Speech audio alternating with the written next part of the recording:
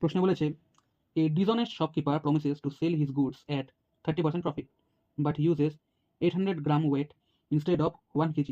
Find his actual profit percentage.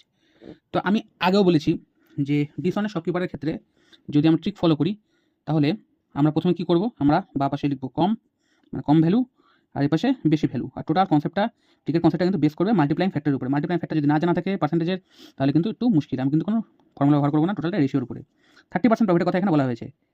30% মানে 10-এ 13। তো 10 টাকার মাল কিনে সে 13 টাকাতে বিক্রি করে, 30% টাকায় বিক্রি করে সে বলে।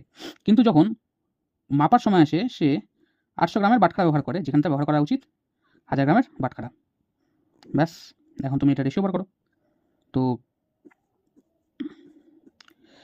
80:130, 0 কাটা যাবে, তাহলে 8:13। তাহলে আমার 5/8 ইন্টু 100। তো 8/5 আমার কত? 62.5%।